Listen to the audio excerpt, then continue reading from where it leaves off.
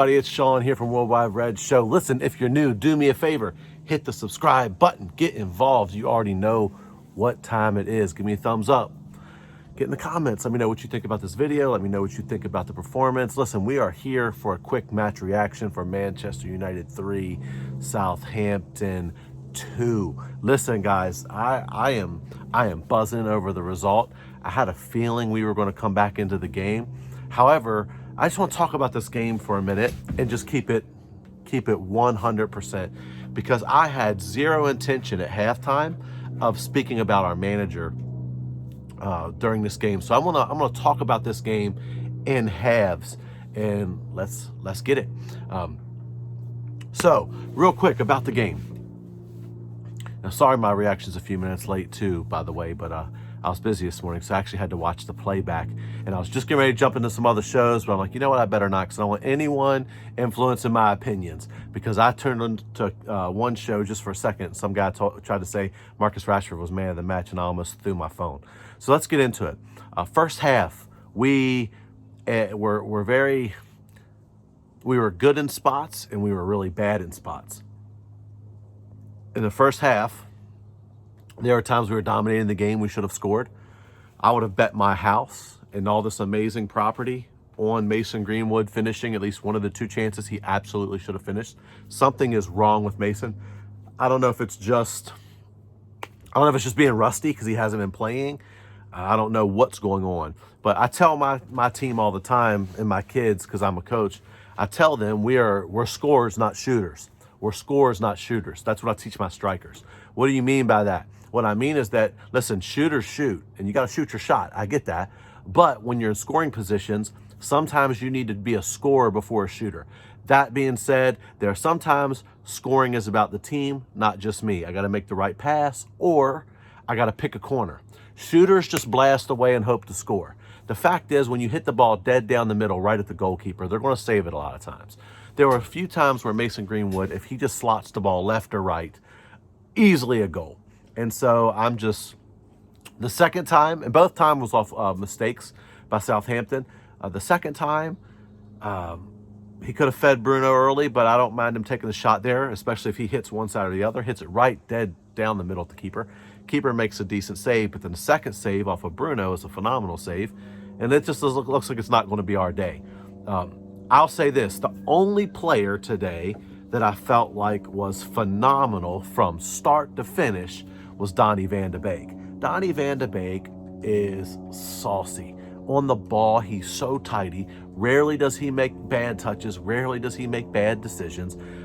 He made, I think I counted 2 misplaced passes from him the whole game that were really misplaced. And I could be wrong there, but it wasn't a lot. So Donny van de Beek, for me, man, take your hat off, bro. You are just a straight up baller. The guy's amazing. I'll tell you who else I thought played well for large portions of the game was Nemanja Matic. He'll go under the radar, but a few times he made some great plays, getting out of trouble. Played well overall. However, first half, obviously, what did we all say? What did everyone know? You can't give up free kicks to Southampton. They score both their goals off of free kicks. The first corner, Telles just got out-jumped. Not just out-jumped, Marcus Rashford got outworked. Marcus Rashford lost his man, and his man gets on the end of a header and goes into the back of the net. It is what it is. Those things happen.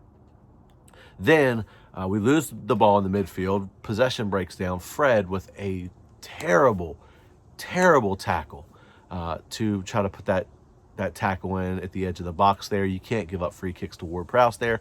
We did, and the guy who has stardust in his right toes just buries one. I mean, literally, you couldn't hit it anymore.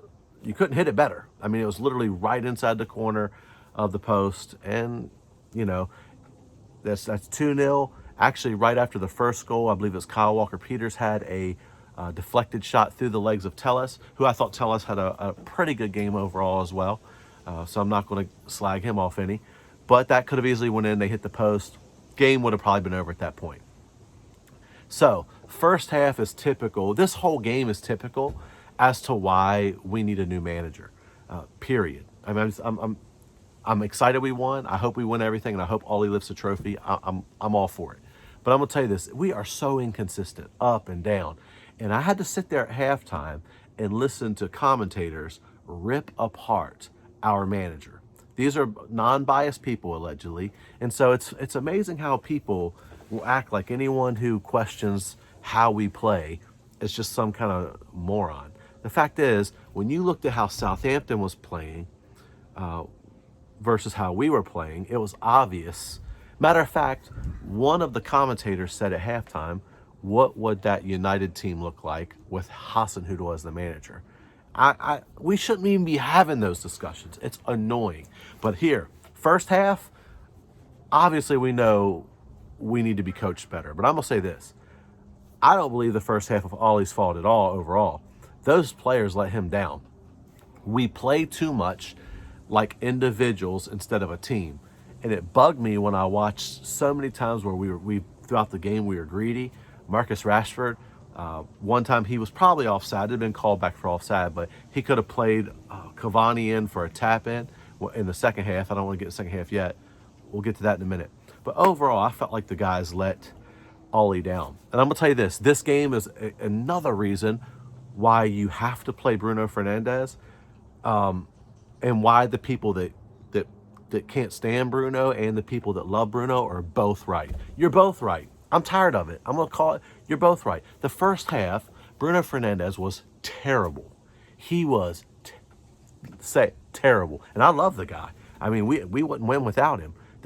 For 60 minutes of that game, 59 and a half minutes, Bruno was horrible. And I'm going to tell you why. He's horrible and does some stupid crap. I'm all for trying things. And I don't flip out because he turns the ball over way too much, which he does.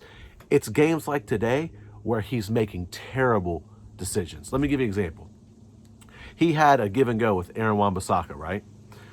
Instead of just collecting the pass for the give and go and making the simple pass, he tries some stupid back heel flick. Like, he does this crap way too much. I'm all for a back heel flick. I'm all for sauce and all that. I love it. But not 5 times a game when not one of them has worked out. It's annoying. It wouldn't be annoying if the pass is behind him and he back heels flicks it. But the pass is right at you. You collect the ball, make the easy decision. Stop acting like everything has to be your frickin' Harlem Globetrotters making no-look passes all the time. That crap is annoying. I don't like all the turnovers that way. And Bruno was horrible. Made a lot of terrible decisions, bad passes, turning the ball over. And here's the thing that got me with Bruno today. He wasn't tracking back, and he was getting us in trouble defensively. He was not. Matter of fact, one time, I don't know if you guys caught this, one time in the game, he didn't track back when he should. Southampton got the ball in the space and had a shot away, and Henderson made a save, and Bruno had his hands up apologizing to Henderson because, they might not have talked about it on the screen, but what he was saying was, I know I should be back defending, and he wasn't. He wasn't. And I'm telling you for free, for 60 minutes, Bruno was as much of a problem as anybody. He was playing terrible. Mason had a horrible game. Something was wrong with him. He's off. Marcus wasn't good at all. Greedy, making bad decisions for the most part. Again, this is the first half into about the 60th minute because we were fairly poor till then. Now, let's give the manager credit. Ollie, at halftime, takes Mason off and puts on Super Tarzan, because what me and my kids call him, Super Tarzan. Matter of fact, I'm getting names for everybody. Tarzan is definitely Cavani, okay? Now, Ollie is now going to be known as, for me, man like Tidy Cats. Tidy Cats. Why? Because this dude has 9 lives. So Tidy Cats is the only brand I can think of when it comes down to cat supplies. But this dude has 9 lives because he's up and down all around. First half performance was terrible. Give the manager credit where it's due. Second half, he didn't wait till the 60th minute. He brings on Cavani right away, gives him a full half. Cavani could have had a hat trick. And listen, a striker like Cavani that makes move, he's constantly moving in the box all over the place. And guess what? Cavani comes in, he gets an assist. First pass to Bruno. Bruno puts it away on the 60th minute. At that moment, I knew we were at least tying the match. Then Cavani gets the header. Then it's iffy, and I'm thinking we're probably going to win this and pull this out. So On the balance of play, do I think we deserve that win? No. But I'll take it. So listen, I'll take it with a game in hand. If we win our game in hand, we're right up there near the top. Now listen, I'm not changing the way I feel about certain things. If we had a better manager, I think we would be in first place. That's just me. We're inconsistent FC because our coaching staff, not just Ollie, it's not just Ollie's fault. The whole coaching staff is not good enough and they're inconsistent. Our players are inconsistent. Our players showed today, like they turn it on and turn it off. And it's just frustrating to watch. However, listen, if you can't watch a game like that and at the end of it come out of it like excited that we won and pulled it out, I don't know what to tell you. Because like, listen, I'm buzzing that we won because for me, at the end of the day, it's about wins and it's about the team getting wins. Yes, it is frustrating that man like Tidy Cats just keeps this thing rolling. I told you it'd be 5 in a row. That's 4 in a row. One more win and he wins 5 in a row like I told you he would as a manager. And here's the crazy thing, guys. Here's the crazy thing. We're going to win. We're going to beat PSG. PSG is going to drop down into the Europa League. Tuchel's going to lose his job, and they'll end up getting someone like not Pep. They'll end up getting Poch, or Zidane will keep losing. They'll get Poch, and we'll be stuck with all these at the wheel. We'll be having the same discussion next year because it's just inconsistent. Like, again, I think the thing that's hard about this discussion is I think most of us that are United fans love Ole. And so we love the guy. We love what he's done for the team. We love the fact that he seems to love the team and he gets the team, even though, don't get it twisted, he was a Liverpool fan before he came to Manchester United. The streets don't forget Ole. The streets don't forget. However, we love the guy, man. I mean, he's a club legend. He's done a lot of great things to the club, and we all want him to do well. I think that's the different aspect of this. Even many of us who think that we need another manager, like myself, I'm not like against the guy. I just feel like he's not good enough. And I think over 100 game sample size with what we've seen on the pitch and how we play, again, we're great and then we're terrible. We're great and then we're terrible. When you need consistency to be the type of team we're called to be, which is the best. So anyway, second half, guys, what all happened? I mean, Romeo, I've said this numerous times. I don't know many players I hate more than that guy on the pitch. He's a hatchet merchant. He's a Graham Souness wannabe. He's a disgusting footballer. It seems like every time I see him in a game against us, he's trying to hurt someone. I've seen him hatchet Marcus. I've seen him hatchet. Today was Bruno. It's constant. He's a dirty, filthy player. And I don't have a problem with people playing hard and kicking people and stuff like that. But I feel like he's dirty. Like he reminds me of the guy that broke Luke Shaw's leg.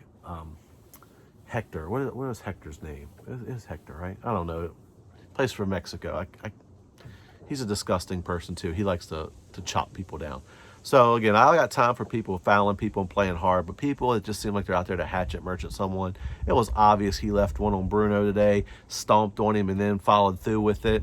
I just don't have time for it. And the fact that John Moss doesn't give that guy a card, which overall John Moss wasn't terrible today, which is kind of a shock because John Moss is normally terrible. First off, how is he a Premier League referee making $250,000 a year and the guy's fatter than I am? I don't understand that. No disrespect to all the fat folks out there. I'm not trying to be rude.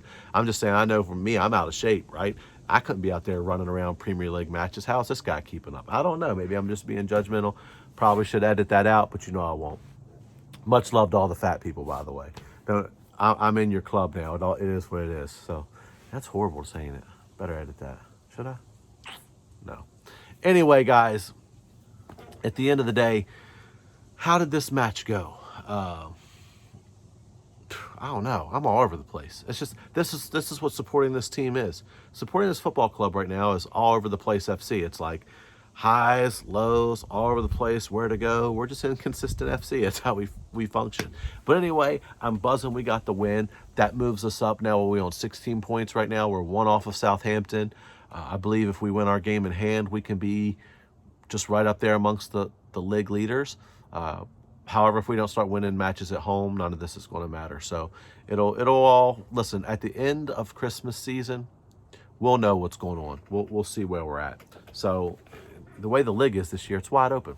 So at the end of the day, If Ollie comes out and has us play a defensive masterclass and we beat the filthy Scousers, that's all I'm looking for. I mean, I'm going to need this. I don't want to have Christmas all upset over Liverpool going to win the league again.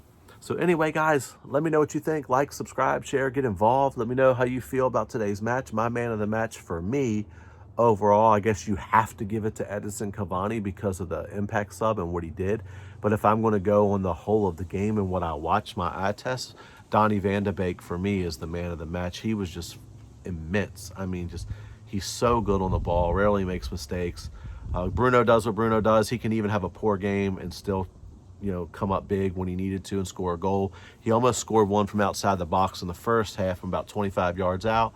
So, Bruno was poor, but he's still impactful. So I don't get all the Bruno hate. I understand why he frustrates us at times, but at the end of the day, he makes an impact even when he's bad. So you got to give it to him. Anyway, congratulations for all these tricky Reds. We went to Southampton, went down 2-0, got back 3-2. If you can't be happy about that, I don't know why you watch, because that's what this game is about. It's about getting wins, getting W's, and hopefully we can keep climbing up this ladder. So listen, guys, like I said, get involved in the channel, give me a sub, and come on, United.